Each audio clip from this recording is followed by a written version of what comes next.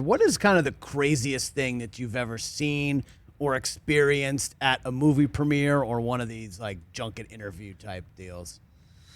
Well, there used to be a hotel in London where they would do a lot of the junkets. This is the craziest thing that happened to me. It was called Claridge's. This is a place like TJ would stay at with his Hollywood friends. You know, very saucy, swanky. You probably did that. You stayed there, TJ. You run into David Beckham and Posh Spice in the elevator, right? Oh, that's And we're doing the junket for the Golden Compass. I don't know if you remember this film. It was with Daniel Craig. Okay. And it's 2007. It's about how people have spirit animals. Like for me, actually, my spirit animal is a deer. They represent strength, hope. I've seen them a lot in the last year, just out in the world, in the wild. So they're my spirit animal. Okay. And that's what this movie was about. Claridge's, an older hotel, not the best ventilation system. A little warm in the junket setup. And don't forget, you're in a tight hotel room. You're sitting like 6 inches away from James Bond. Lights. You're already nervous. You had a little too much fun in London at Abbey Road the night before. And I thought for some reason that my strategy to combat the Patrick Ewing levels of sweat that would accumulate on my forehead during these interviews was to simply hold an ice cube in my left hand. So I was like, I'll hold an ice cube. It'll cool me down. I read somewhere if your wrists stay cool, then it lowers your body temperature. So I was like, I'll hold an ice cube. The interview's only 6 minutes, and it'll kind of cool me down. Well, again, I did not really take into consideration just how warm the room would be, because that ice started to melt about 90 seconds into the conversation with Daniel Craig. And the look on James Bond's face when he realized that my hand was dripping What's going on? struck fear into my heart. And he said, "Excuse me, are you leaking?" I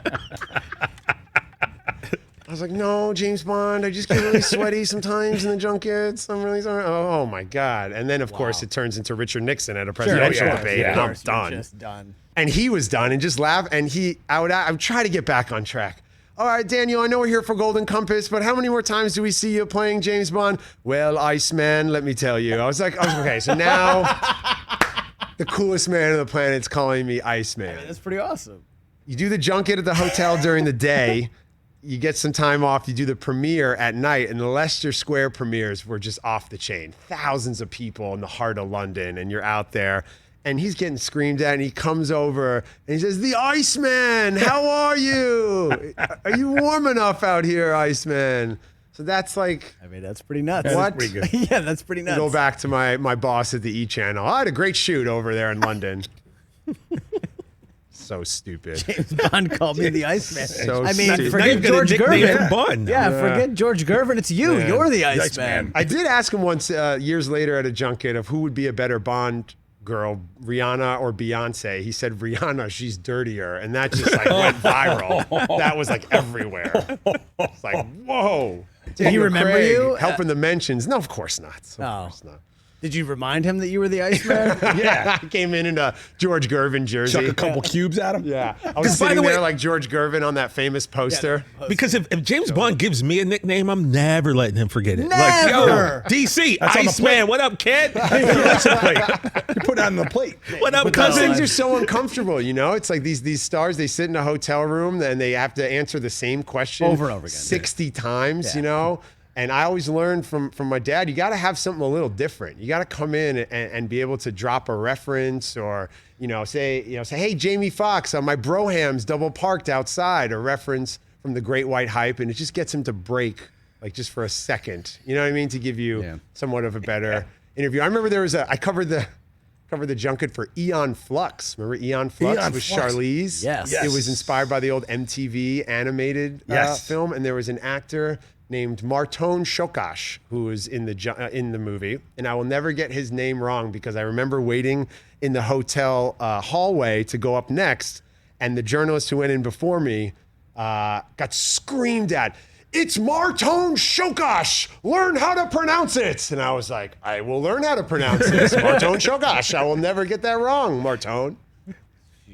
Remember that? He was hot.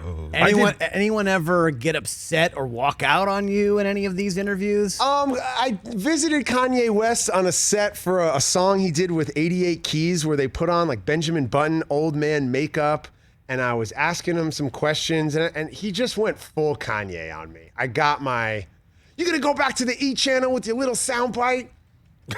Michael Jackson told me I'm the new Prince." And I'm just like, I don't know what that means. He screamed. That was fun.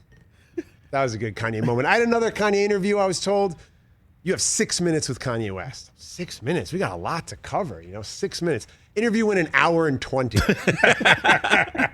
Those are great. I've done audio on some of those things, and it's fun to be in the room. Hour and 20. And the questions that people get asked that you just don't get. I remember we went to the Dash store opening. I went with Josh Ostrovsky, who was on the show the other day at Fat Jewish, who wore a white coat, white Tom Brady pants, white gloves, no shirt. That's what he wore to the Dash store opening. Kanye came over.